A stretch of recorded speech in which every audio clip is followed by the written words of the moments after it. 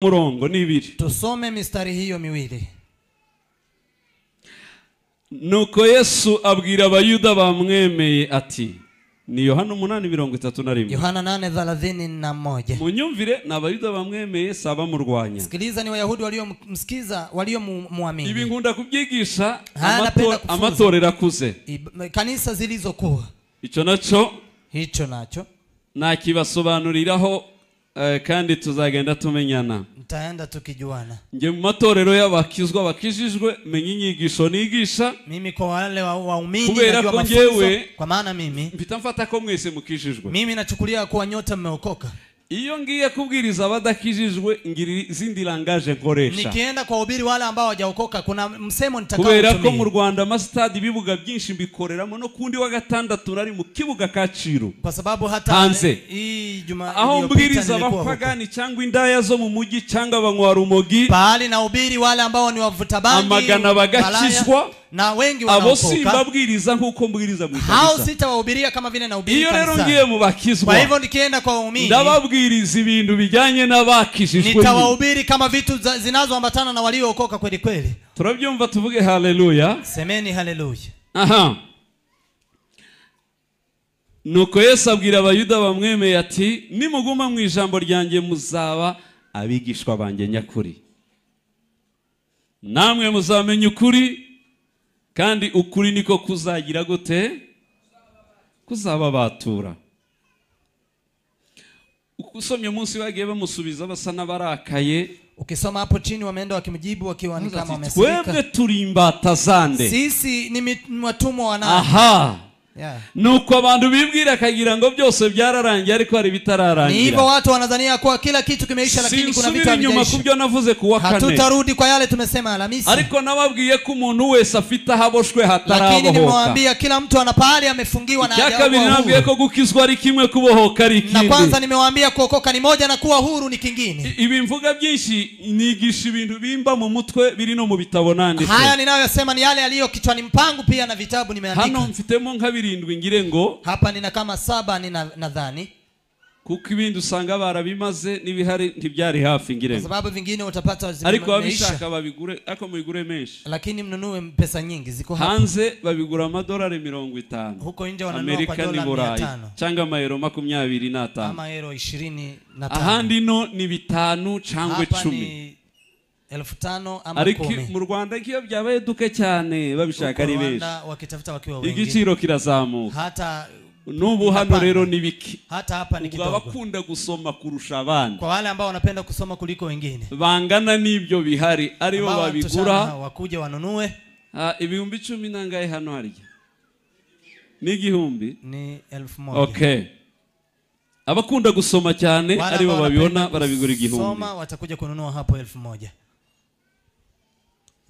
Menshi yabyo nkunda kuyafashisha abantu nayo ngayo ntugire ngo ararenga hari haruguru. Mengi tunasaidia watu hata hiyo haita.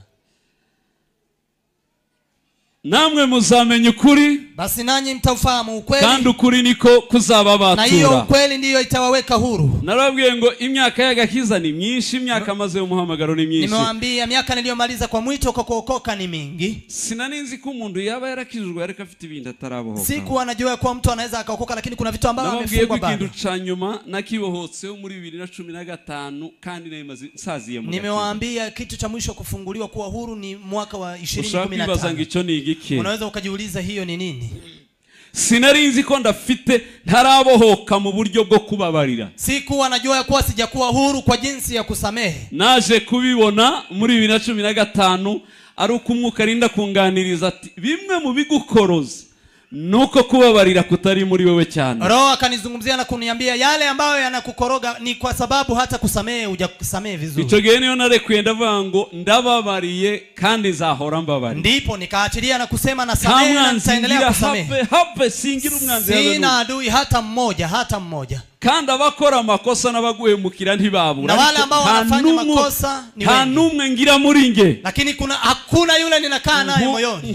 Kubabarira tibisaba ngo bagusaba imbabazi. Kusamehe haifai wa kuombe msamaha. Kubabarira no kwikiza baguhemukiye wowe. Kusamehe ni kuachilia wale ambao wamekusaliti wewe. Kubabarira no kwikuraho abo waruhetse bose. Kusamehe ni kujitoa wale ulikuwa unawabeba wote. Iyo utabababariye urabahetse. Usipo wasamehe unawabeba mgongoni. Ico gihe namaze amezi 3 ndemerewe n'ibitotsi bikabura ibintu bikomeye. Wakati huo nimemaliza miezi 3 nikiwa nimelemewa na usingizi. Bayo nza kumenya ko ari iyo mpamvu yo kuremererwa nabo bantu no kubatekereza. Nilipouliza sababu nikafikiria nikapata ni hao watu ambao nilikuwa ninawabeba na kuwafikiria zaidi. Naise ntangira kuandika amazina y'abantu bose nzi bampemukiye. Nimeanza kuandika majina ya watu wote ambao wamenikosea. Kababarira umuntu nkavivura. Namsamehe mtu alafu na tik. Nakawe ndakubabariye nkavivura. Fulani nakusamehe na tik. Nsanga nari nikoreye toni y'abantu ngenda na mpetsi ijoro n'amanywa kuko bampemukiye ndavuga bagire kumpemukira nsubire ngire kubaheka ngewe. Nikapata nina toni ya watu ambao nimewabeba nikiwa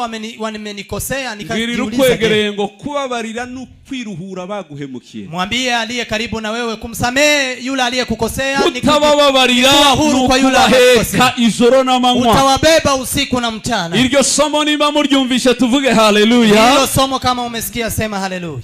Okay, iryo ndivuyeho. Hilo tumetoka.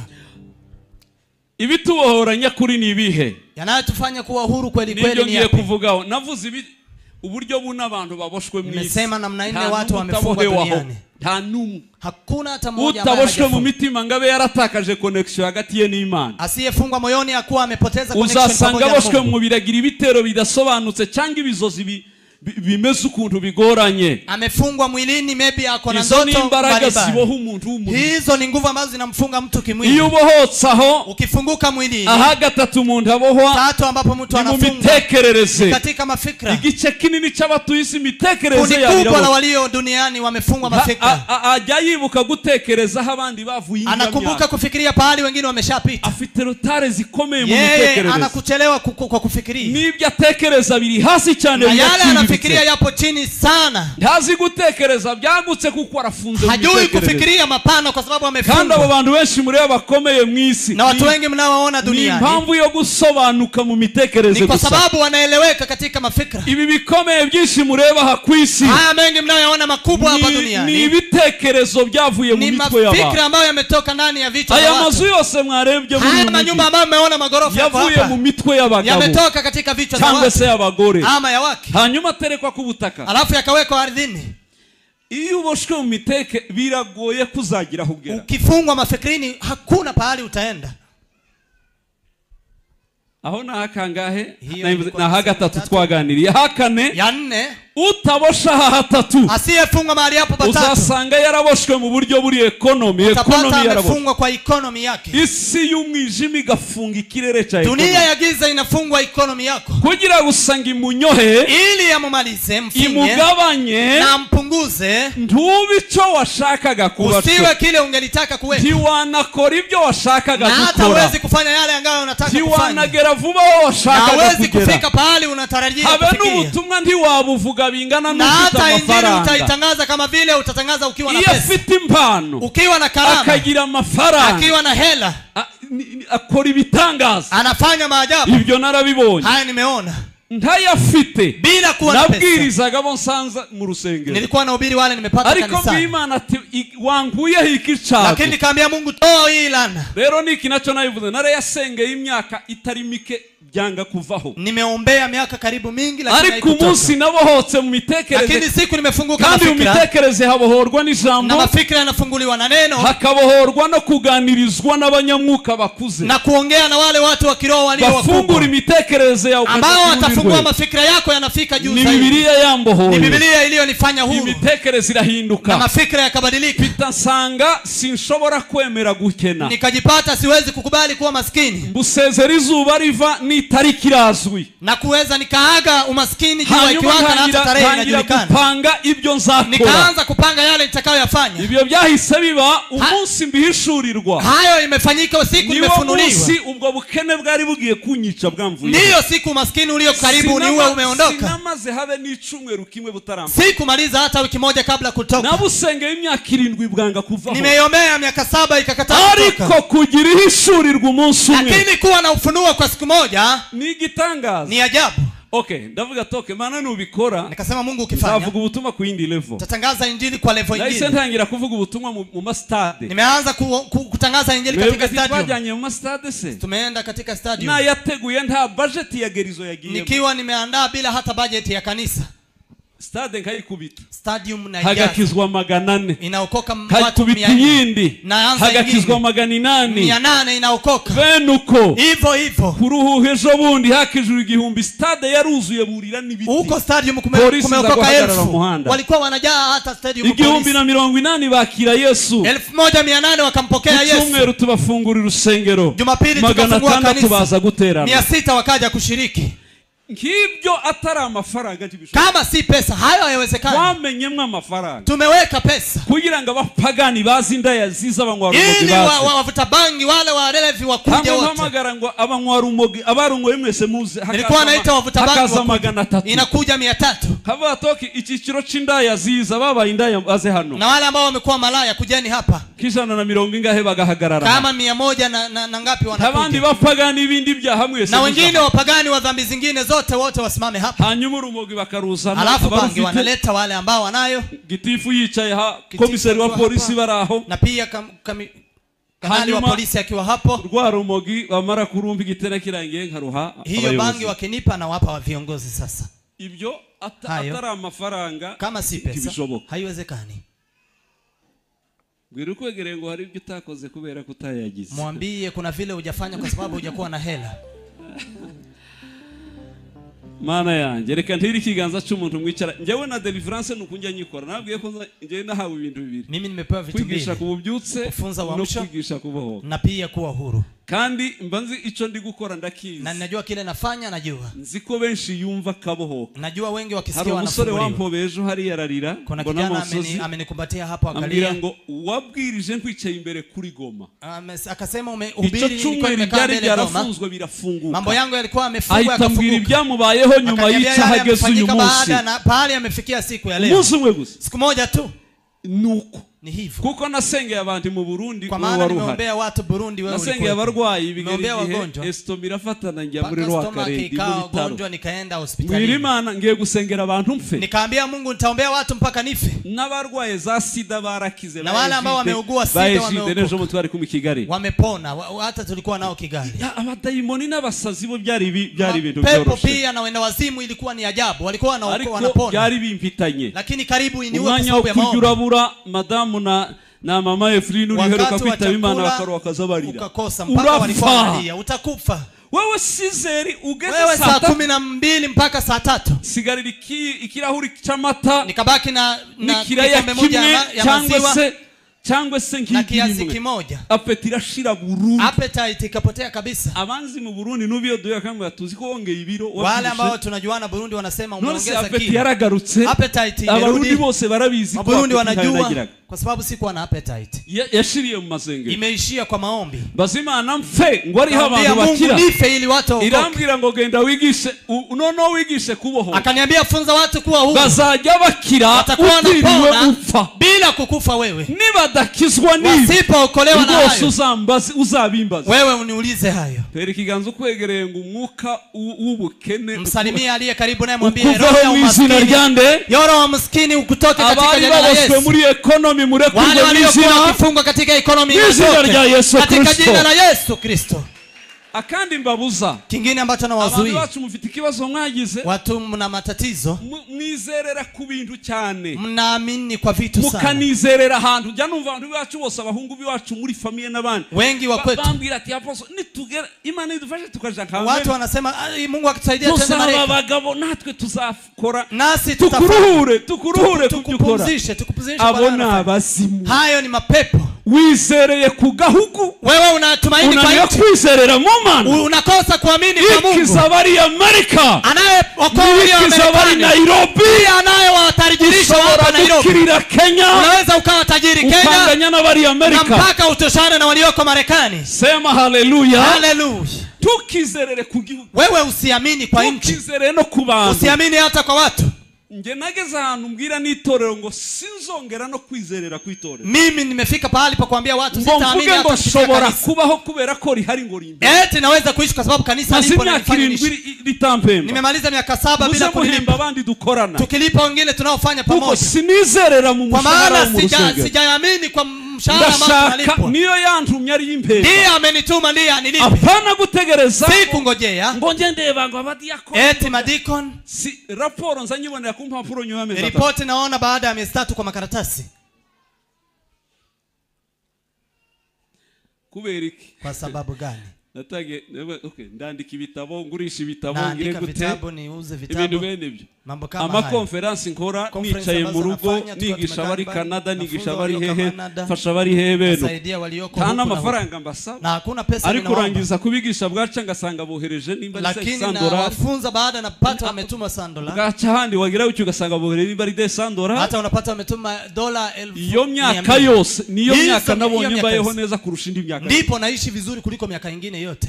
Okay, uwo ninge nikomeza. Huyo mimi ndivyo nakaa. Niko kwizera kwanje komeza. Hiyo ndio imani yangu vile ilivyo. Mbwira kwegere ngo umugisha wawe nta gihugu urimo. Mwambie aliye karibu naye baraka yako haipo katika nchi yote. Uri mu Mana yonyine gusa. Baraka yako ipo ndani ya Mungu pekee yake. Niyo butunzi bwacu. Niyo utajiri wetu. Niyo mbaraga zacu. Niyo nguvu zetu. Muzakizwa nayo. Mtaweza kuokolewa na Mungu. Ishaka ibiguhera hishatse. Na akitaka atakupa pahali anapotaka. Turi kumwe tuvuge haleluya. Tuko pamoja tuseme haleluya. Mugihe nari meze neza muri position zikomeye. Kwa wakati nilikuwa vizuri nikiwa kwenye position nzuri. Nzakomera ngewe nko mu Burundi. Hakuna pahali nitakuwa mkubwa kama Burundi. Ariko nubwo byari bimeze gutyo. Lakini hata kama ilikuwa hivyo. Uruka ibikanisa binini. Makanisa kubwa. Rwose siho nabonye ngo mbondi bifati kuvuga ngo habira kazi. Si hapo nimeweza kupata mambo yanayoshikika. Ahubwo igihe byose byasaga nkaho byashize. Lakini wakati yote imekaa ni kama imeisha. Nicho ndatangariye Imana gukora kwayo. Ndipo nimemshangalia Mungu kutumika kwake. Vichoge sinshobora kwizerera Imana ku kintu habenda. Tangu siku hiyo siwezi kumwamini Mungu kupitia chochote kile. Umugisha we yaguhuza nawo aho waburi. Baraka yako anaweza akakuunganisha nayo kila pahali ulipo. Ariko Mana yanje ninde usezereye ubukene mu izina rya Yesu. Maskini katika jina la Yesu. Sema haleluya. Haleluya.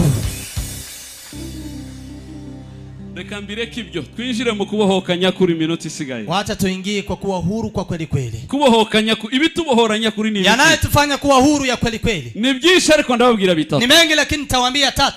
Icyambere gituma ndabohoka neza. Kwanza inamfanya mtu awe huru sana. No kumenya ukuri kw'ibyo twizera. Ni kujua ukweli kwa yale tunayoamini. Piano waivuyeho sha. Alexi ufate mikoro. Okay, nubwo ndikumva ndashaka kuririmba kubera umwanya muto. Iyo umwanya uhari ndabivanga. Kubimenya nibwo buzima visama horadashira. Zamure piano yawe hejuru. Zamura ki nibwo buzima. Oya ndaririmbana na Alex gusa sibyo. Esta muhesta mikro. Narige umva. Aba nibo tumenyeranye. Harige ni yindi. Mpe mic. Nubwo nabo haraho bisa bigera bikabacanga. Hata kama iyo ngiye muzacu zakera bataravuka mikoro nukuyiha mama wabo hari.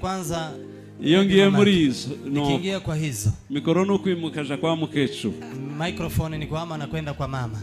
Turi kumwe tuvuge haleluya. Semeni haleluya. Urachari hasi.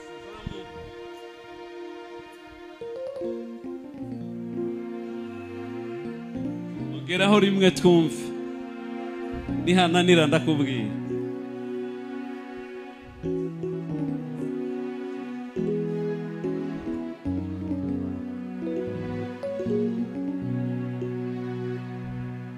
Aho niho fate 0.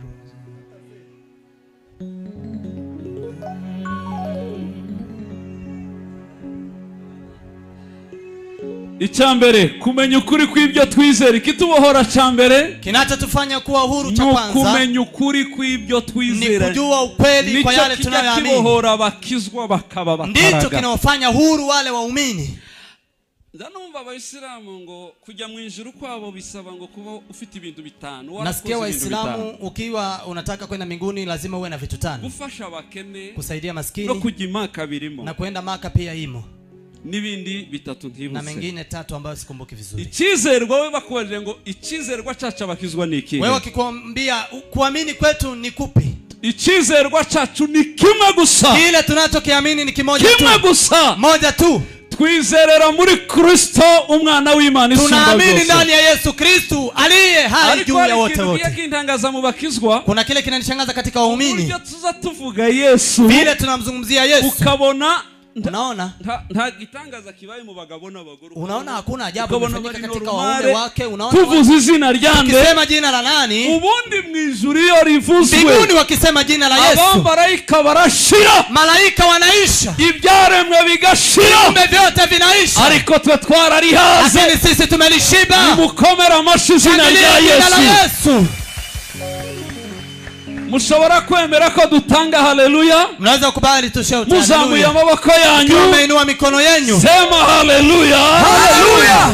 Izina rya Yesu, jina lake Yesu nicho chizerwa cyacu cyonyine abakizwa, ndilo tumaini letu pekee yetu. Hataka biri kibaho na hakuna la pili. Niba ushaka kujya mu ijuru, kama unataka kwenda mbinguni, ni muri Kristo tubikura, ni ndani ya Yesu Kristo tunatoa. Ijuru mujya mwumva, mbingu ambayo mnaisikia, Imana yaritekeye muri Yesu, Mungu ameiweka ndani ya Yesu, nawe Imana yariremesheje, na ndiye Mungu ametumia kwa kuumba mbingu. Kimwe mu byaremwe, hakuna chochote kwa yale yameumbwa ambacho hakijaumbwa na yeye.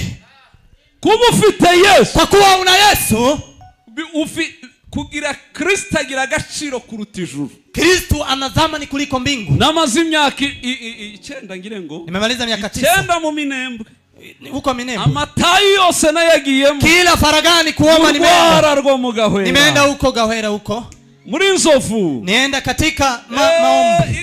iri hejuru yo haza mu Rugezi.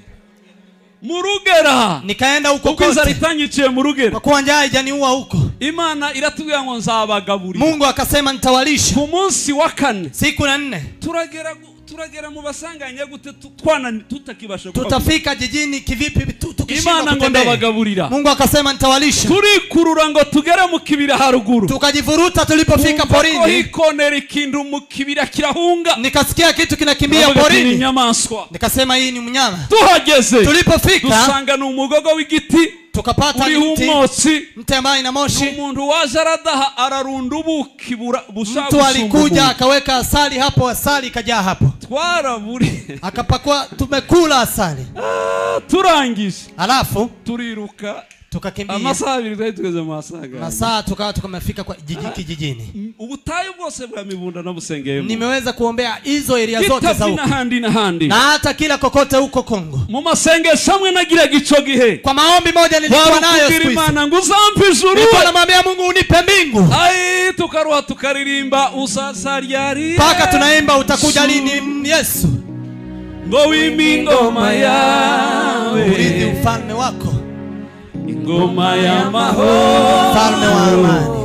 Abera baruke. Nashakaga ngo tujyeyo. Nilikuwa nataka twende mbinguni. Icyogeye no gusenga ngo dupfe twarabisenga. Hata kifo tulikuwa tunaomba tukufe. Abari mu byuse sababu walio katika uamsho batandukanye n'abandi bantu. Ni tofauti na watu wengine. Isizifa ukajya umva urashaka kurarayo. Dunia inakufa unasikia unataka kulala mbinguni. Nonje wamfushije menta wanjye Mateo wantere ninzi. Mimi ambaye nimekufia. Mari imyaka 2 nsaba nanje gupfa ngo ngende. Nimefiwa na menta wangu akakufa. Imana igahitinyereka ibihugu ndi kubwiriza. Mungu akanionyesha inchi nikihubiri. Kubwira gusanga bae no. Mimi nakwambia nipata akina Mateo. None uranyereka utuduhugu. Sasa wewe unanionyesha inchi hizi niende kuhubiri. Icya kabiri, ya pili, gusaba ngo nzaje mu ijuru. Kuomba niende mbinguni. nabimazeho imyaka 9. Maliza miaka 9. Noneho maze gukura no kwigishwa, baada ya kufunzwa na kukua, nza gusanga njasabira ibyo mfite, nikapata ninaomba yale ambayo ninayo. Ufite uwo mwana, aliye na mtoto huyo, ufite uwo mwana, aliye na mtoto huyo Yesu, afite ubugingo uzima wa milele. Sinongeye gusengera ijuru kugeza uyu munsi, sikuwahi kuombea mbingu tangu siku hiyo mpaka leo, na sitawahi tena kuliombea. Ngifite Yesu, nikiwa na Yesu, Kristo arirusha agaciro, Kristo anazidi mbingu zamani kuliko kuba narahawe Kristo, nimepokea Kristo. Ijuru ni kiremwa, ni gift, mbingu ni gift, nimpa Imana igitanga, hiyo ni gift ambayo Mungu huipeana kubakunze Yesu, wale waliompenda Yesu. ariko igihenze ni Kristo, lakini kilicho na thamani ni Kristo. Arariruta, Kristo ni mkubwa kuliko mbingu. Nigute nasengera ikiremwa kandi nikivipi naombea kiremwa mufite na yule wa kuumba yupo? Yesu akutawale maishani mwako, akuongoze hata kutosha kwa mahitaji yako elfu. Ni jina pekee duniani na mbinguni linaloweza kukutosha kwa chochote. Katika yeye tumebarikiwa hata mwisho. Tumukomera amashyi Yesu, shangilia makofi Yesu. Janumva n'abakizwa musenga, wanga nasikia waumini mkiomba ibikosa, wamoja hata wanaweka makosa. Nta sengesho wasenga ng'Imana irigusubize ritagaragayemo Yesu. Hakuna ombi unaweza ukaomba lijibiwe kuliko kuonekana jina la Yesu. Hari igihe umva bizana mu Rwanda ijasenga ngo Mana rugira byose, wanga nasikia watu wakisema yabona byamucanza akaruha kayikonera muri Israeli, paka anaiweka katika Israeli. Mana y'Ikarumeli, Mungu wa Karmeli, yabona biranze imisozi agashiramwe abagabo b'Israeli, akiona imekataa anaweka waume wa Israeli. Mana ya Eliya, Mungu wa Eliya, ukagira ngo Eliya ni mukuru wa se, unadhani Eliya ni ndugu yake na babake. Yabona biranze, akiona imekataa agakubitamwo Mana ya Hana, Mungu wa Hana. Ana singira senge n'ukuri kose, Ana si shangazi. Aba bagabo ntibotuma Imana ikumva ngina kwemera, yikurebye mu bisekuruza ntikubonayo mu byabo. Mungu akikuangalia katika vizazi hivyo hata niba ushaka ku Imana ikumva, kama unataka Mungu akusikize, ni inzira imwe gusa, njia ni moja tu, iyo nanyuze muri Yesu. Iyo umepitia ndani ya Yesu, ijuru lirakinguka, mbingu hufunguliwa. Nubwo ntanyura muri Israeli, hata nisipitie katika Israeli. Dora kandu kaza gatuma Imana ibumva yo muza musenga yose. Ona sikiza vile Mungu anawasikiza kwa yale yote mnayoombea. Ngomana ngurabizi, Mungu unajua ibibazo mfite, matatizo ninapitia, na waramwumvise, na hata ana umemsikiza, ubuhamya nta kibazo, hiyo ni ushuhuda, haina shida. Ukavuga ibigambo, unatangaza maneno. Dora mahirwe mugira, ona bahati ambayo mko nayo. Yugiye gusoza, ukienda kutamatisha, ukavuga ngo ibi byose nsenze, haya yote niliyoomba mbisenze mu izina, naomba kwa jina rya Yesu Kristo, jina la Yesu Kristo. Iyo ushize hako, ukiweka neno hilo Kristo, ukoze transfer. Saa hiyo umetransfer. Ufasha masengesho ya transfer muri Yesu. Umechukua maombi umetransfer katika Yesu. Iyo ageze muri Yesu, yakifika ndani ya Yesu, ayakorera ibintu bibiri. Atafanyia mambo mawili. Icyambere ayashiramwo imbaraga za Yakobo. Kwanza atayaweka, ataongezea nguvu. Ayashiramwo imbaraga, ataongezea nguvu. Icyakabiri, pili, arayaparufa, ayatera impumuro ye, ataletea kunusia vizuri. Iyawe ntiyagera imbere y'Imana, kwa sababu yako iwezi ikafika mbele za Mungu. Biblia ikavango nico gituma masengesho yabera ngo azamuka ameze. Biblia inasema ndio maana maombi ya watakatifu yanapanda kuhumura, yakiwa kama manukato yanayonukia. Hariyo mwatwitsi wanyu, kwani hiyo manukato kuna ile mmechoma kuku kwenyu. Ariko muri Kristo irahari, lakini ndani ya Yesu iyo buyagejeje muri Yesu, ukifika ndani ya Yesu arayakomeza, ataimarisha, akaba ari uyohereza kuri Data, na yeye ndiye anatuma kwa Baba. Yagera kuri Data, fika kwa Baba, Imana ikavuga ati, Mungu anasema kwimbaraga n'impumura ari Kristo. Mbona manukato ni Kristo na nguvu, ariko amazina nkaba mbona ari shaka, lakini naona majina ni shaka. Uyu shaka bishoboke ko iwe na Yesu biyunze, ni kumaanisha wamejiunga na Yesu. Iyo bibaye bityo, ikiwa namna hiyo, hakini Imana ikora, hakuna kingine Mungu anafanya. Irabango shaka nasubizwe ibyo asaba, anasema shaka ajibiwe, uko yanyuza ahantu hadasanzwe, maana amepitia pale ambapo Yesu Kristo, ni ndani ya Yesu Kristo. nimuzajya muza gusengera ku misozi mkienda kuombea milimani ntimukagira ubuyobe nk'ubwo twigeze kugira kera msipotee kama vile tumewahi kupotea huko zamani. Ababufite benshi Hata huko Rwanda kuna wale hari imisozi batumva ugiye muri ubutayu eti ukienda kwa ijuru riba ryakinguye eti mbinguni inafunguliwa tukizerera muri ubwo butayu. Sasa unaamini kwa kupitia hari mu Rwanda bazi ngo tumba cha maombi umusozi runaki ugiye kuna pale wanajua mlima fulani ukiingia Mungu anajibu. Uko si ukuri, hiyo si ukweli. Ibisubizo byose Imana yabyimuriye muri Kristo. Majibu yote Mungu ameyahamisha kwenda kwa Kristo. Niyo hari biro yayo, ndipo kuna ofisi ya Mungu. Ni Kristo. Nushaka ube mu muhanda, uwe barabarani, uje mu butayu, uende uko uje mu rusengero, uje kanisani, hose irakumva, hata atakusikia, ariko irakumvishwa na Kristo. Lakini atakusikiza kwa sababu ya Kristo aliyeona kwa maombi yako. Turabyemera tuvuge haleluya. Tutasema haleluya. Lakini chokireke ichakabiri. Ya pili. Ihame rya kabiri tubohora. Kanuni la pili ambalo linatufanya huru. Uwakijijwe wese agomba kwikura muri kahise akayivamo. Aliyeokoka yote anafaa kutoka kwa historia. Akahise nakabapfuye sakabariho. Historia ni ya waliokufa si wale walioko. Birambabaza iyo mbona umuntu wakijijwe. Inanihuzunisha nikiona mtu aliyeokoka. Ariko kabona yaba imbata y'amateka yahahise. Alafu unampata amekuwa mtumwa wa historia zilizopita. Wasoma Biblia ikavuga ngo bari muri Kristo Yesu. Ukisoma Biblia inasema walioko ndani ya Yesu Kristo. Biblia ikanavuga ngo baba babaye ibiremwa bishi byakerewe byagize gute. Biblia inasema amekuwa viumbe vipya ya kale yameshafanya yameisha. Paulo avuga gute mu Filipi 3:13. Paulo akasemaje katika Wafilipi 3:13? Arabango ndiyibagiza ibiri inyuma. Akasema na sahau yaliyoko nyuma. Kugira ngo mbone uko nsingira ibiri he. Ili niweze kushika yaliyoko wapi. Impamvu mwabuze iby'imbere. Sababu mmekosa yaliyoko mbele. Nuko mwagumanye n'iby'inyuma. Kwa sababu mmebaki na historia ya nyuma. Iyo winjiye muri Yesu. Ukiingia ndani ya Yesu. Ahi nyuma funga. Hapa nyuma weka mlango funga. Wicomokore ku maraso y'ibisekuruza. Weza toa katika damu ya vizazi na ujikonekte kwa damu ya Yesu. Mu mitekerereze no mu myizerere kwa mafikira na pia kwa kuamini. Ubikiremwa gisha kidahuye naho ukomoka. Uwe kiumbe kipi ambacho kikiambatana na pahali unatoka. Usigarane nabo mu mubiri gusa. Baki na wao kimwili pekee. Ariko imitekerereze lakini mafikira na pia maumbile. Karakta yako. Uri kiremwa chapfuye chamaze kuvayo. Wewe ni kiumbe ambacho kimeshakufa kimetoka kwa historia. Aho biraza kukwemerera gusingira ibiri imbere. Hapo itakukubalia kuweza kushika yaliyoko mbele. Ariko benshi barashango baguma n'iby'inyuma. Lakini wengi wanataka wabaki na yaliyo nyuma na washike yaliyoko mbele. Bimeze gute arutundi ndeberaho bijya bintangaza. Kuna vingine naangalia na kubera ko ngemba muri deliverance muranyihangana. Katika deliverance katika mara nyingi. Iyo dukora deliverance ura n'abantu. Tukifanya kufungua watu tunapatana na watu.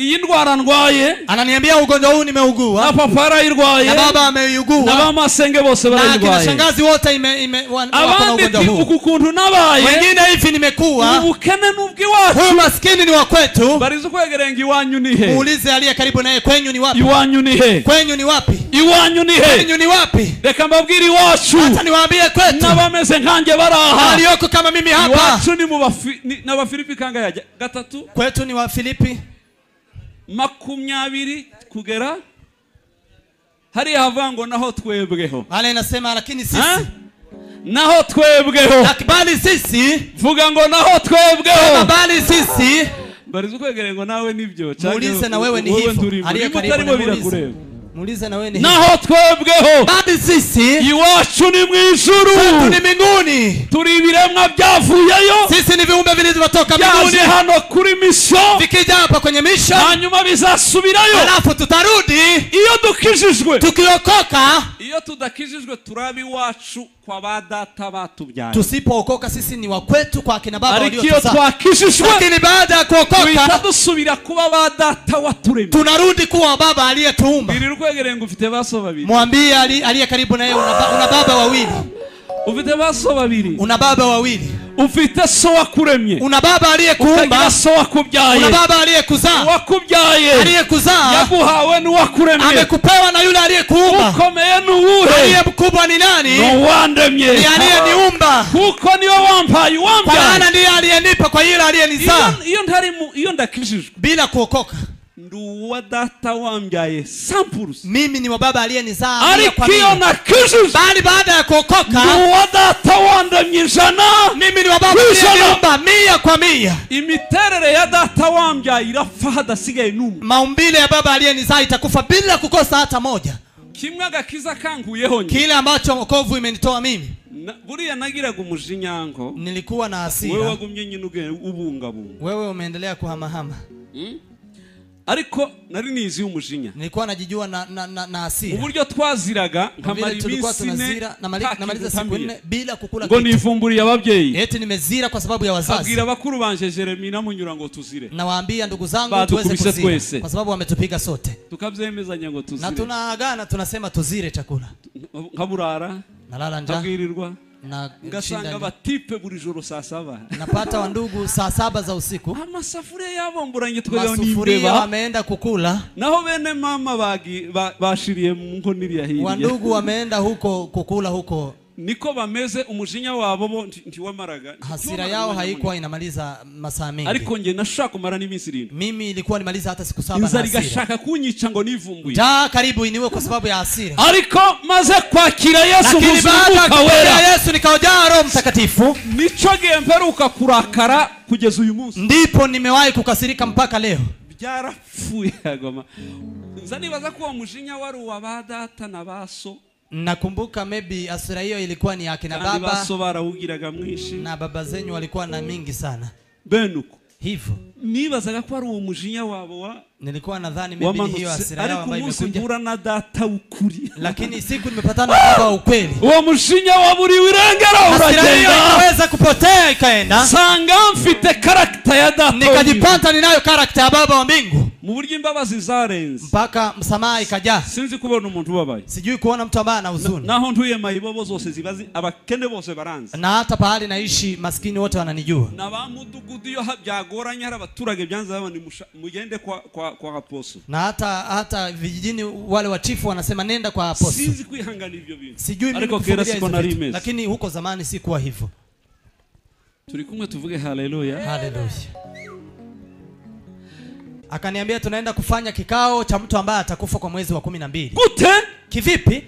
Arambe ngo tugiye mu nama iyo turangije ikiriyo cyo mu kwa 12 dutegura ikindi cyo mu kwa 12. Akasema tunaenda kukaa tuweze kuzungumza tukifanya matanga saa hii tunaandaa matanga ya mwezi wa 12. None ikimuzakigarukamo Desembre. Nikamwambia hii mtarudi Desemba. Arambira ngo ya nicunduza. Akaniambia ni mtu mwingine ambaye atakufa. Muramuzi se? Mnamjua? Ngoya ntawe tuza ariko azapfa. Atujui lakini kuna mtu atakufa. Nta kwezi na kumwe kwa 12 tudapfusha. Hakuna hata mwezi ya 12 ambao watufi na mtu. Uwo yapfuye 17 ari impanuka koze mu muhanda hari. Huyo amekufa kwa ajali huko barabarani. Arambira ngo imyaka yabo nuko bimeze. Akaniambia miaka yao ni hivyo ilivyo. Ndamubwira ati mbabarira. Inama yanyu nije kurangira. Kikawe kisha. Ubwire familia ko hari umuntu bakeneye. Ambia familia kuna mtu anawahitaji. Aragenda arabibabwira. Akaenda akawaambia. Mkuru umuryango Imana zose yaranzi. Mkuu wa jamii alikuwa ananijua. Araza arampamagara. Akaja akanipiga. Sisi ndamubwira ati ko murategura ikiriyo. Nikawaambia mnaandaa matanga. Iyo mwirebye hano murabona ari nduza. Mkijiangalia ni nani atakufa mwezi wa 12. Ngo twese tuba twiteguye. Sote tunajiandaa kwa sababu hatujui atakayeenda. Mushaka kumpa iminota 10 nkabafasha. Mnaweza kunipa dakika 10 niwasaidie. Barambira ati turabyemeye. Wakasema tunakubali. Ngiye kubafasha kubohoka. Nataka kuwafanya kuwa huru. Hii kifo isirudi katika jamii. Deliverance turayikorera hano. Tutafanya deliverance hapa. Baranyemerera. Wakakubali. Ndabaganiriza. Nikawaongelesha. Ngo ndangize ndabasengera. Alafu nikawaombea. Ndabwira ati guhera ubu. Nikamwambia tangu leo. Ubwo mugize amasezerano akomeye y'umwuka. Kwa kuwa mmekuwa na agano kubwa la kiroho. Kifo cha familia. Rwa karande ntiruzagaruka. Ya kizazi haitarudi. Hari muri 2017. Ilikuwa mwaka wa 2017. Kugeza uyu munsi hakuna mtu ambaye amewahi kukufa tena.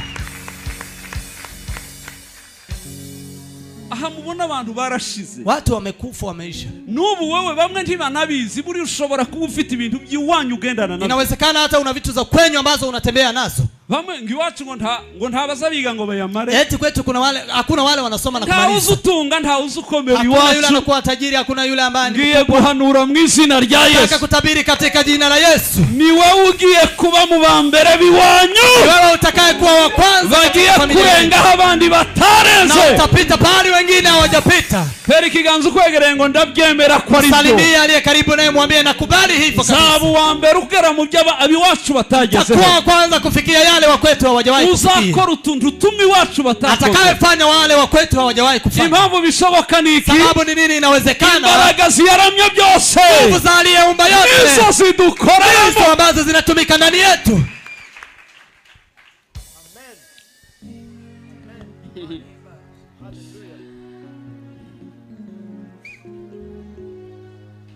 Mumvura nyinshi Yesu arakomeye we, no mwishuheri Yesu arakomeye, ku manywa na nijoro Yesu arakomeye, Yesu wacu arakomeye. Mwanyemerera tugakomera Imana amashyi. Shangilia Mungu kwa makofi. Haleluya. Umuhanga yaravuze ngo, mtaalamu amesema ibice 50 by'abatuye isi ngo bibera mu byahise. Watu karibu 50 wanakaa katika past. Uko iwacu kule kwetu, ubukene bw'iwacu, umaskini wa kwetu, ugonjwa wa kwetu, nuko mambo ya kwetu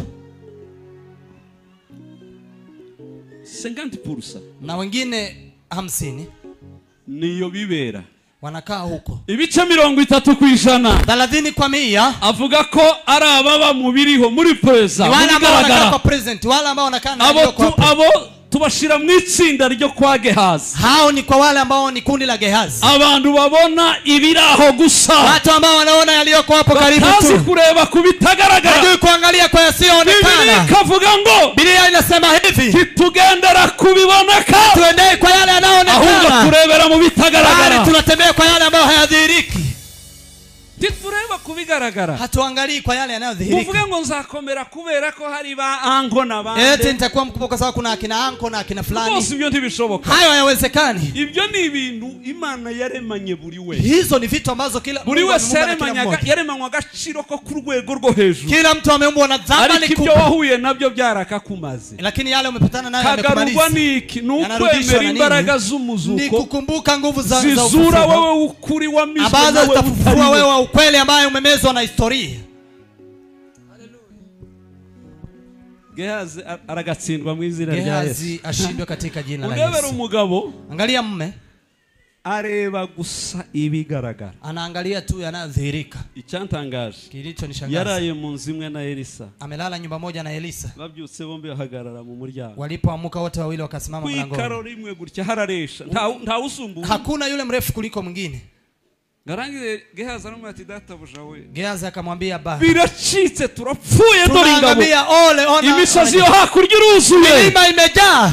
Elisa bahagararaye. Elisa ambao wamesimama pamoja. Aramubwira ati zo ngabo ntazombona. Akamwambia mimi sioni jeshi hilo. Kumboni ziturinda zuzuye hano hafi. Mbona na walinzi zinazotulinda ziko hapo karibu? Izuvuga ntazombona. Hizo unazosema mimi sizioni. Rebera. Niangalie. Uyu karaboni zitera. Huyu anaona zinazokujia. Uyu karaboni zitaba. Huyu anaona zinazokuja kuwasaidia. None yarashaka ngo yemeze uyu izitera. Huyu anataka amkubalishe wale wanaokujia. Huyu nawe ararwana ngo yemeze uyu izitaba. Na huyu anapigana ili amuonyeshe walao wasaidia. Amahirwe. Bahati nuko wabonye izitabara ari we wari chef. Ni kwa sababu aliyeona za kuwasaidia ni alikuwa chema. Akoresha order. Sasa akatumia order. Arambia ngo banza uceceke nduse no kuvuga. Akamwambia nyamaza usiongee. Fukama kwanza ngusenge. Piga magoti nikuombee. Kugira ngo ndebe ko wabona ibyo mbona. Ili nione ya kwa utaona kama vile nimeona.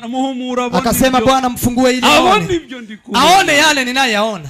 Ngarangi barabati amen. Alafu akasema amen. Haguruka. Simama. Arahaguruka bahagarara bombi kuri rya. Akasimama sasa wakasimama wote pamoja.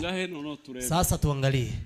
Uzicho Gehazi yakoze. Unajua kile Gehazi amefanya? Yavugije induru nka hari we wari wazibonye. Amepiga nduru kama yeye ndiye alikuwa ameona wa kwanza. Databuja, Bwana, ubonye ibindi reba. Umeona mengine? Igira hano. Karibia hapa. Elisa tifunga ninje wa. Elisa akamwambia funga kwa sababu nibyo nabonaga wa mugabo. Hiyo ndio nilikuwa naona ndugu.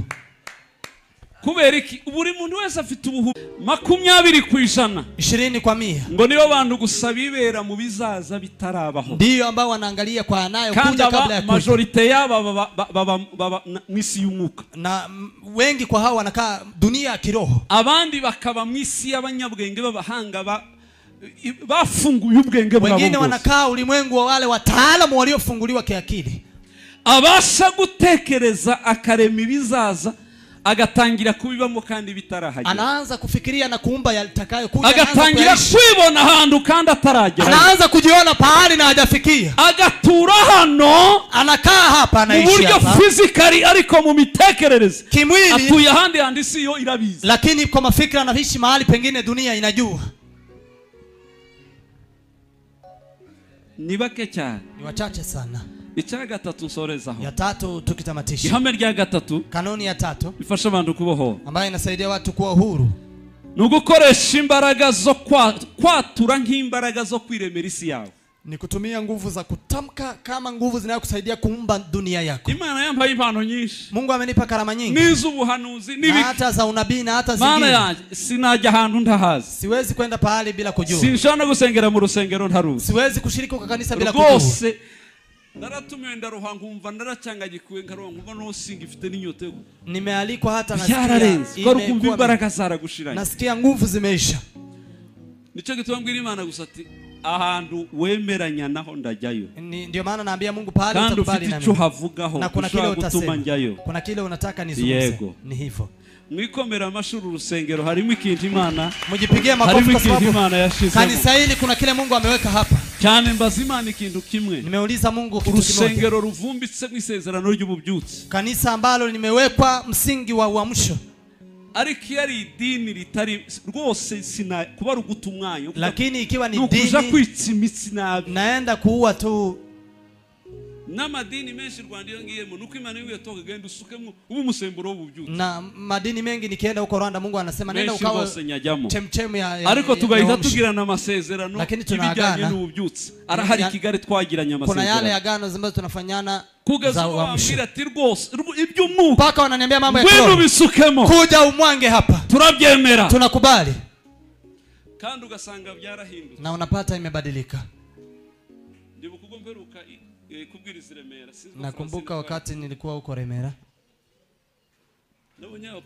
ndababwiriza kandi ndafahamuza uyu mwuka, nimewaambia nitawahubiri na nitatoka hapa mkiwa mmejaza roho. Bicaye hejuru muri balcony ngo badahanuka, nilikuwa wamejazwa roho mpaka walikuwa wanaenda kuchukua wale ambao wako kwenye balcony wasianguke.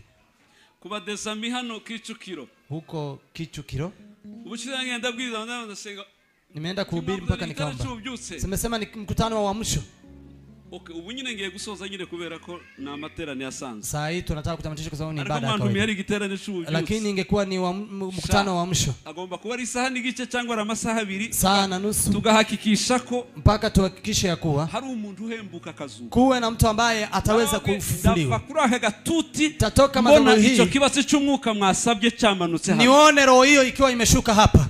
Hamanutse imbaraga buzura umwuka, kumeshuka abandi barabohoka bakazabaruka ibyo babarose. Watu walikuwa wanatapika vitu ambazo Mungu wanjye twajanye Ejide, kijana yangu ambaye tumeenda naye Ejide, ibyo bintu ndabimenyereye, eti vitu hizo hajazoea. Nono protocol yaratinze, protocol wamekaa, agira company yiwe yikunda kujyana yake ambayo tunaenda naye, ngabure njyana na Ejide. Nilipokosa nikaenda na Ejide, abantu bakitura hasi, watu walikuwa wanaanguka, faturia shika mtu huyo. Ngabone biranze sanga yahunze, alipopata imeshindikana akatoroka. Abonye umugore yitu hasi yarerembuye amaso, alipoona mama akiwa amefungua macho, abandi barikuruka, wengine wanatapika, Mungu yari rutaransiga, ametoroka akaniacha.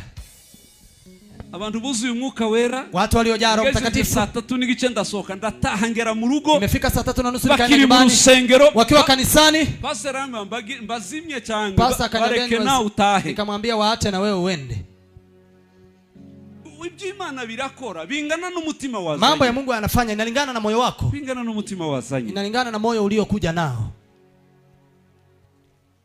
Muranyemerera tuvuge haleluya, tutasema haleluya. Kwatura, kutamka imbaraga zo kwiremera isi yawe, nguvu ya kuweza kujiumbia dunia yako. Aha, isi ya rusange Imana yarayiremye. Dunia hii ya kawaida sote Mungu ameumba. Ariko yanjye lakini yangu nzayiremera. Taiumba peke yangu. Yanjye narayiremeye. Yangu nimeshaiumba peke yangu.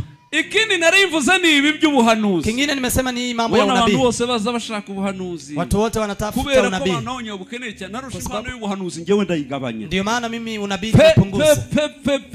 Ukweli gake cyane. Kidogo sana. Kuko hari imuga z'abandi kica kwizera kuri mu bantu. Inawafanya watu wao vilema wanakosa kuamini. Bakeneye kubuhanuzi cyane. Watu ambao wanasimamia kwa unabii wanakufa kwa imani. Basigara bagira ngo Imana izikora ruko yavuze. Wanadhani Mungu anafanya akiwa amesema. Ubundi Imana izivuga. Mungu anasema. Izivuga kubayinani. Anasema kwa wale ambao wamemshinda. Iyo wayinaniye gutekereza ibyo wari gutekereza. Ukimshinda kufikiria yale unafikiria. Tumivuga kugira ngo igukangure. Ndio maana anakunenea ile ya kuamsha kwa mafikra. Kugira ngo Imana irindi vugana nawe aruko waryamye mu nzozi. Ili Mungu azungumze nao kwa umelala kwenye ndoto. Kushitura ikintu cananiranye. Hiyo ni kushtua mtu ambaye ameshindikana. Kugira ngo imuhudu kuruduke aheraho. Ili mpe habari kidogo anzie hapo. Ariko uri muzima mu myizerere. Lakini ukiwa mzima kwenye kuamini. Ubundi abarota beza. Wanaoota wazuri. Na abarota bahagaze. Ni wanaoota wakiwa wamesimama. Na abarota bicaye. Wanaoota wakikaa. Bakarota ibyo bazabako. Wanaoota yale ambao watakuwa kesho. Batarinze kubitegerereza mwiroro.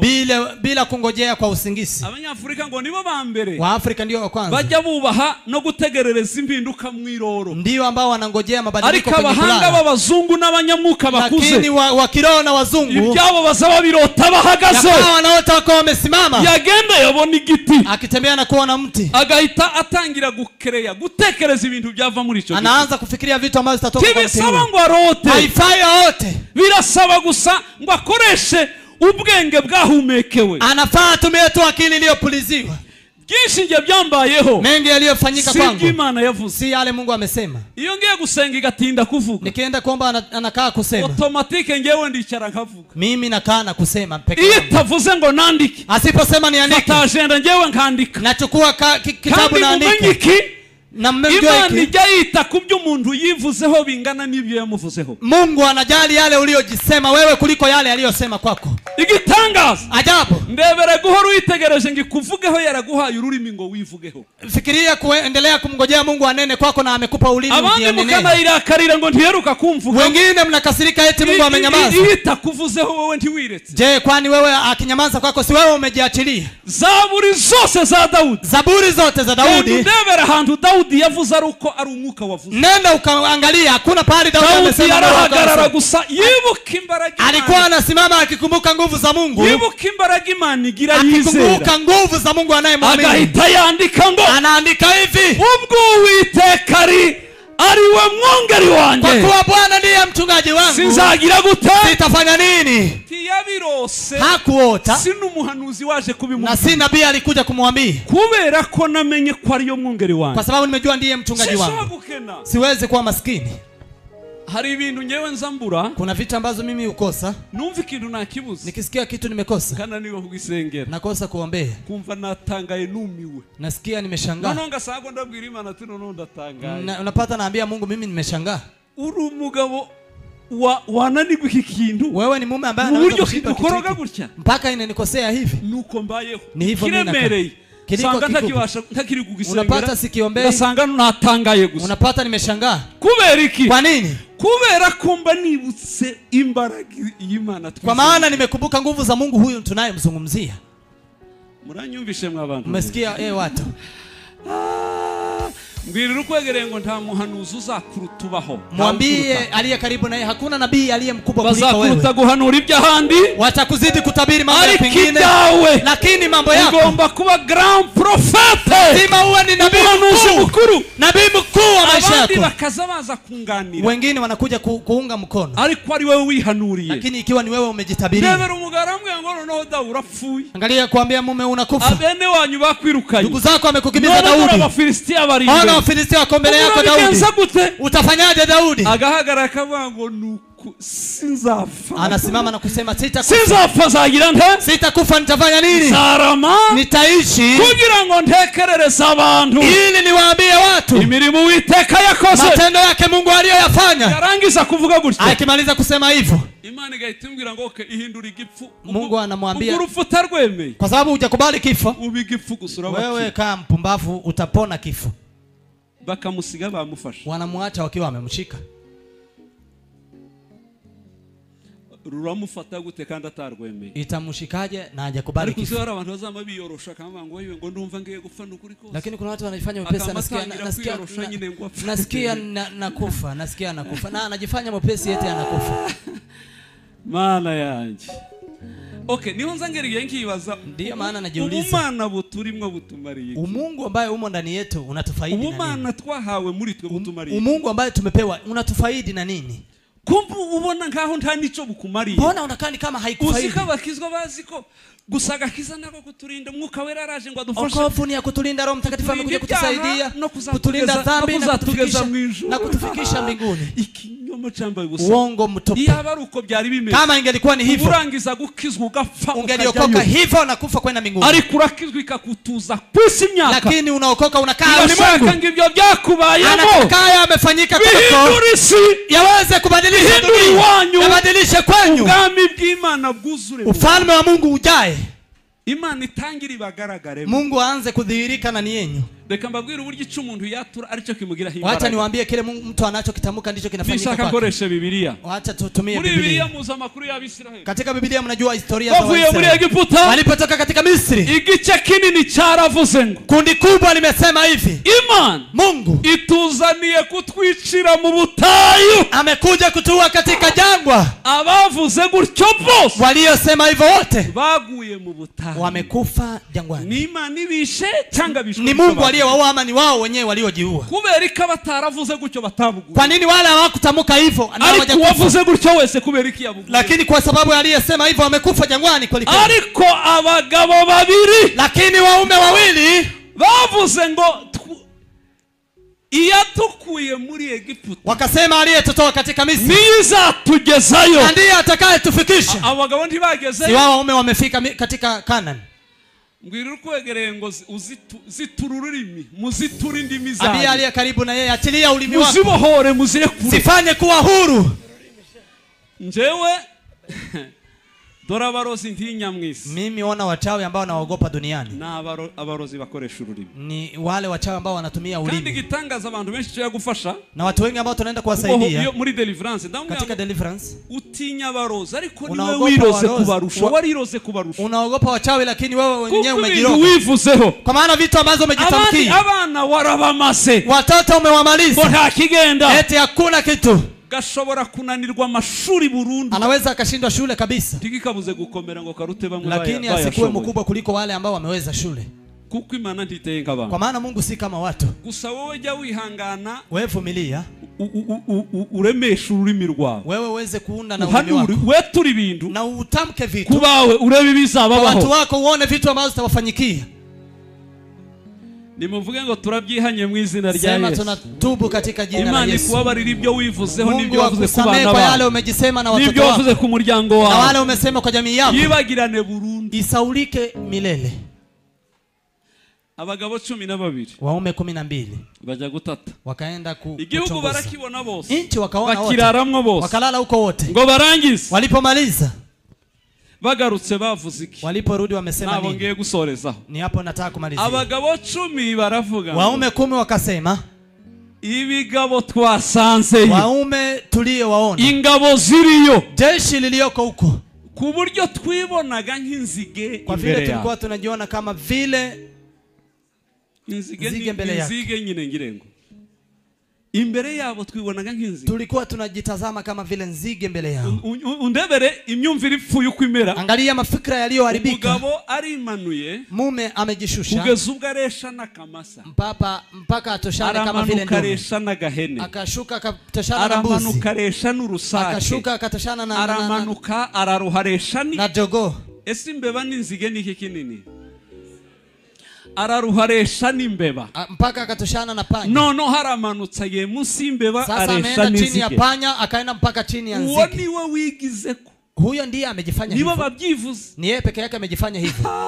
Imana iravivura. Mungu akatika. Muzatinyiki ibyo umuntu yiyaturaho n'iby'Imana. Yale mtu anatamkia ndiyo Mungu anakubali. Baravuze ngo tuzagwa mu butayi iravivura muzagwayo. Wamesema tutatoka jangwani mtatoka. Tuzagerayo muzagereyo iravivura. Mtafika akatiki mtafika. Abo baravuga ngo twari nk'inzige. Tulikuwa kama nzige. Muzahonyorwe. Mungu akasema eti mkanyagwe. Abagabo babiri, waume wawili bavamo ndabakunda barakabaho na wapenda waishi. Umwe aravuga ngo mwabagabo mwe. Mmoja akasema enyi waume, ibyo mwavuze sibyo. Hiyo mmesema si hivyo. Nta bihangange twabonye. Hatujaona watu wakubwa. Abibutsa Imana y'amaboko. Akawakumbusha Mungu wa mikono wa nguvu.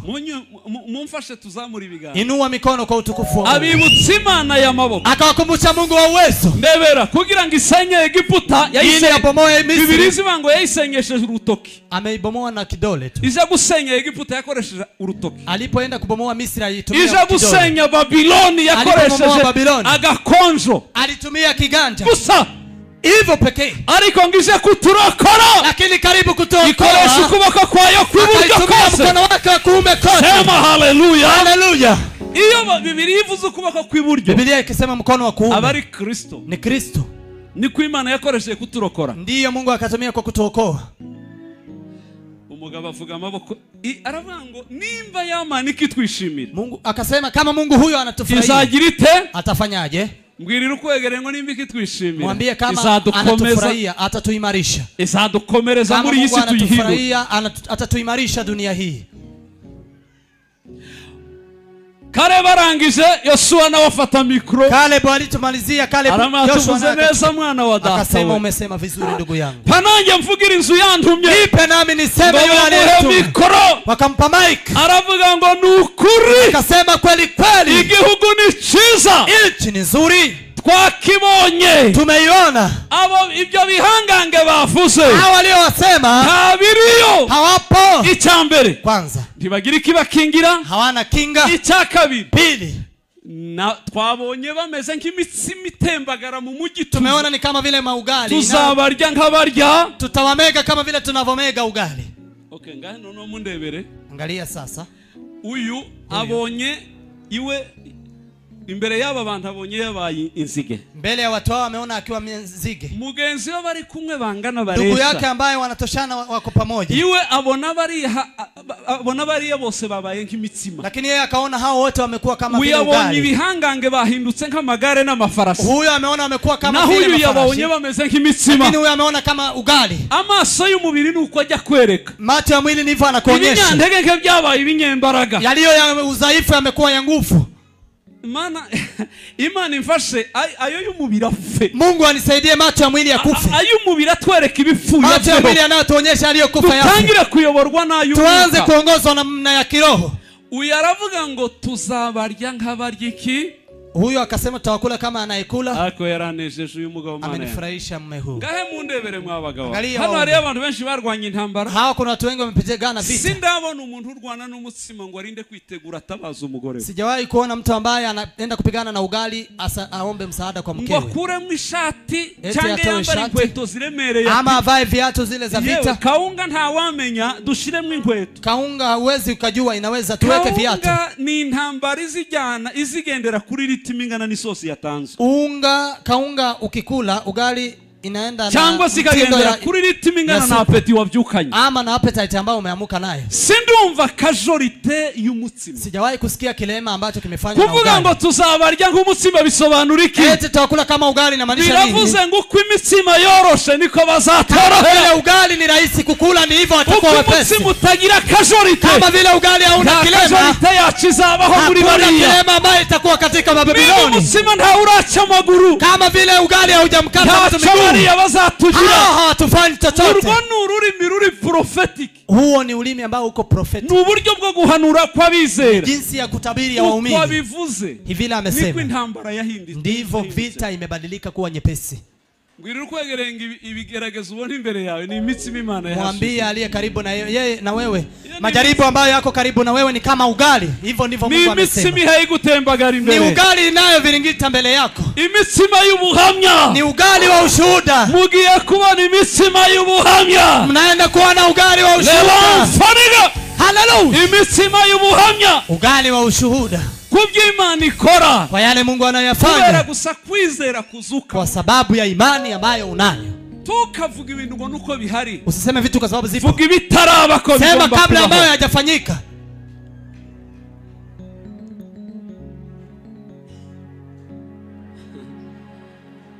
Ndumugabo guhamya kure cyane habaho Imana yakora umuntu.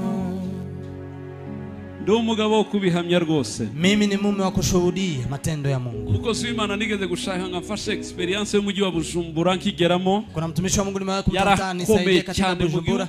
Akomeye mwakozi b'Imana. Alikuwa ni mtumishi wa Mungu. Namusabye rendezvous mwaka wose atanyakira. Nimemuomba kupatana mwaka mzima bila kulipokea. Kaza ngahagera kakira abandi agera afika anapokea wengine. Ikimodoka ciza kagenda kanyuraho. Analeta gari nzuri ananipita anaenda. Ubwa mbere ubwa kabiri ubwa gatatu bikoze anyuzeho ndamureba. Nikamwangalia. Ndavuga nimbi yamuhamagaye ariyo yampamagaye. Kama aliyemuita ndiye ameniita. Ndahiye Imana ko tazongera kumushaka. Na hapa yakuwa sitawahi kumtafuta. Kandi na tena muhaye imyaka 3. Nampa miaka 3. Nyuma y'imyaka 3. Baada ya miaka 3. Nawe azifuza kumbona. Naye atatamani kuniona. Singabeshoge mayibobo yigendera. Nilikuwa chokora na kiatu ambayo imetoboka. Nari kwibukavu. Nararirimba Bukavu nimba ari ndirimbo y'ikino. Nimeimba Bukavu sijui kama ni nyimbo gani. Mume mmoja akanigawia kiatu. Nurwo najanye mwivuga butumwa. Ni hiyo nimeenda nayo injili katika Burundi. Mfite umuriro ko ndabwiriza abantu bagakizwa. Nina moto watu wanaokoka. Nafunguye igicaniro abantu nimeanza baruzuye. Watu wamejaa. Abagore abakoroneri baraza bakaje. Wa makanali na wanakuja. Bagahita bakizwa. Wanakuja na kuokoka. Ariko ndi mayibo bimwiraho. Lakini mimi ni chokora ule wa chini. Nja kumuganiriza ngo numve. Nikaenda kumuongelesha ili nisikie. Gerizo yari itangiye ico gihe. Gerizo ndio ilikuwa inaanza. Kabona niwe muntu mbona umetiriza ikirere kuko nge namunyabubyutse sinajagwana n'umuntu mbona ko atari mu kirere cumva bene. Mimi singelizungumza na mtu ambaye hasikia ngahi akani dharau. Nimba Imana korara ririya nize. Kama Mungu ninaye mtumikia ni wewe. Nyuma y'imyaka 3. Tapatana baada ya miaka 3. Iyo muzamuye nanjye yanza. Aliyemuinua nami anaweza akaninua. 3 twarahuye mu nama y'abakozi b'Imana bose mu mujyi. Baada ya miaka 3 tukapatana kwa kikao. Ngomare numva baravuze. Nikasikia wamesema. Sanga bo bicaje imbere gucyo nanjye bashizemo. Nami nikapata amenikalisha hapo mbele. Ngo barangize baravuze ngo bamugereho. Wakasema walipomfikia. Arabanga ibi bintu twatinze kubikora. Akasema mbaya tumechelewa kufanya. Ngo twara abantu twashatse turababura. Kwa sababu kuna watu tumetafuta tukawakosa. Apostle Sostene twaramushatse turamubura. Apostle Sostene tumemtafuta tukamkosa. Kandi ibi bintu yagombaga kuba ari mu bantu babiri mu na haya angelikuwa ni watu ambao wamo. Nahise nikanga. Nimeshtuka. Pita nibuka yandahiro kandi nari mpagaze mu muhanda. Nilikuwa nasimama barabarani mbele ya hekalu yake. Ibintu navugiye mu muhanda. Vitu nimesema barabarani. Nyuma y'imyaka 3 azanshaka. Baada ya miaka 3 none bivugiye mu nama yabose. Na amesema kwa kikao ya wote. Yakuwa wamenitafuta wakanikosa. Ndavuga ati wa Mana bagenda uri Imana baho. Nikasema wewe ni Mungu wewe. Sema haleluya. Haleluya.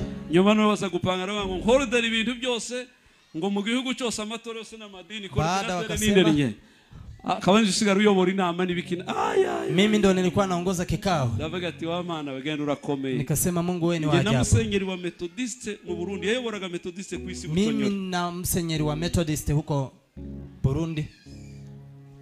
Nono ngareba ndavuga atari ko Mana ubaho. Nikaangalia na kusema no kutagira iki. Watu wamekufa kwa sababu bishwe no kutamenya. Na kutojua.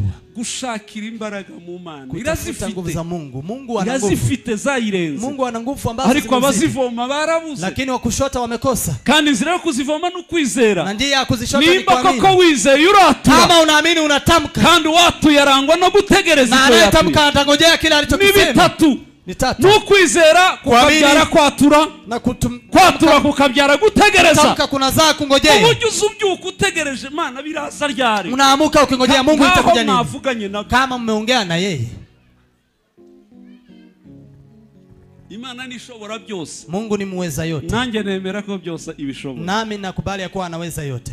Murabyizeye? Mnaamini hayo? Muhaguruke nsenge mu izina rya Yesu. Simameni tuombe katika jina la Yesu. Kubimenya nibwo buzima visama uradashira.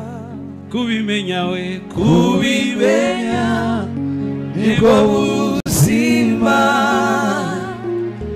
visama uradashira. Tugiye gusenga iyo Mana. Tunaenda kumwomba Mungu huyo ikumbohorere na kufanya kuwa huru kuri ibyo byose byaba bikiboshe. Kwa hayo yote ambayo maybe yamefunga maisha yako. Nimba mu mwuka waraboshwe connection mu Mana ukumva ntayihari. Kama unasikia kiroho umefungwa hakuna connection na Mungu. Iyo igifungurwa no kwihana no gusenga ushize y'umwete. Na hiyo inafunguliwa na kutubu pia na kuomba. No kwezwa nibyo bifungura connection mu mutima. Kutubu na kutokaswa. Ariko kandi umutima ufungwa ni kubohwa, lakini moyo inafungwa na dhambi na maganya yakurenze, ni kuomboleza, n'ubwoba bw'ubuzima, uoga wa maisha. Iyo mitekerezo yahuye, hiyo mafikira patana, anga inafungwa. Ababoshwe mu mubiri muri aho, waliofungwa kimwili niba hari atake nimwe ibintu ujya wumva mu mubiri bidasobanura. Kama kuna vitu ambazo unasikia kimwilini hari imbaraga mu Mana we, kuna nguvu ndani ya Mungu. Mana imbaraga zawe zirakomeye, zirakomeye, zirakomeye. Icyo nacyo mucizerere hari imbaraga. Tibisaba ngo uje Dubai. Haifai uende Dubai. Ni jambo rimwe gusa. Ni neno moja tu. Ubuzima bukabohoka. Maisha yanafunguliwa. Niba yemeye tukaza hano. Kama amekubali tuje. Ushaka kwemera ubusida afite ikikora. Hawezi kukubali bure bila kufanya jambo. Nimba waraboshwe mu mitekerereze. Kama umefungwa kwa mafikra. Ndasenga Imana ngikubohore mu izina rya Yesu. Naomba Mungu akufungue katika jina la Yesu. Utangire kurota uhagaze ibyo utigeze urota. Uanze kuota kusimama kwa yale hujawahi kuota. Utangire gupanga ibintu mu buryo bukomeye. Uanze kupanga vitu kwa mambo ya kuu. Waguke kubera ufite Imana yagutse. Panuka kwa sababu una Mungu aliyempana. Hanyuma mwiremera isi yanyu mukoresheje ubuhanuzi bubavuye. Alafu mujitabirie mkiumba dunia zenu. Muhanurira abana banyu. Tabiria watoto wenu. Muhanurira imirimo yanyu. Tabiria kazi zenyu. Sinshaka kubyegwa ibujumbura tutangira narahenda bangu. Umwaka nushira hano gerizi tarimi abandi 1000 barenga. Mwaka ukiisha yewe ndasubirayo. Kabla gerizo kuwa na watu 1000 singependa kubaha. Sinshobora nubu ko gatabona nari narakabitse. Na hata hiyo kitabu nilikuwa nimeweka. Byabaye gutyo. Imekuwa hivyo.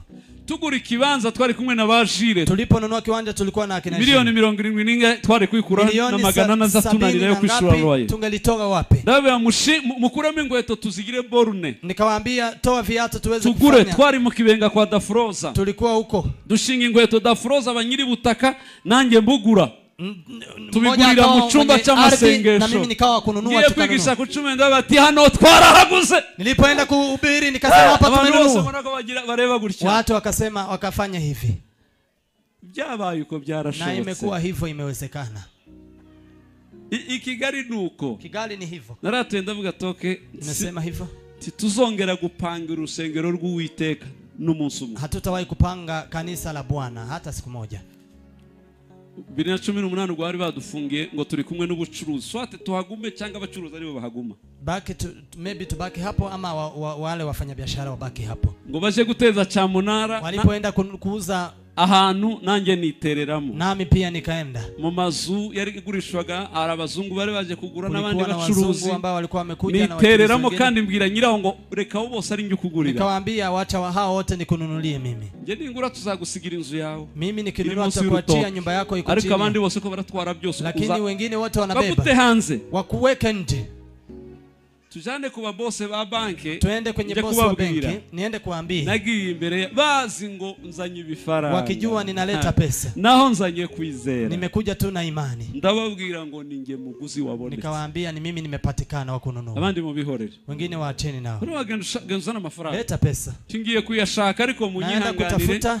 Kamezi 12 cyangwa 11. Kama miezi 12 ama 11. Bararebana baravuga ati wewe ni umusazi. Wakaangaliana wakasema huu ni mwenda azimu. Abayafite barahari ngo dutegereze. Wala ambao wana pesa wako nazo eti tungojee. Ariko Imana ni Imana barya abandi bose ndabasuye kugaruka. Hao wengine wote hakuna yule amerudi. Wa mugabo nyire harabanza aburana. Huyo mna akasema nitaweza. Bavuze ngo mwansigira inzu. Kwa kuwa umesema mtaniachia nyumba.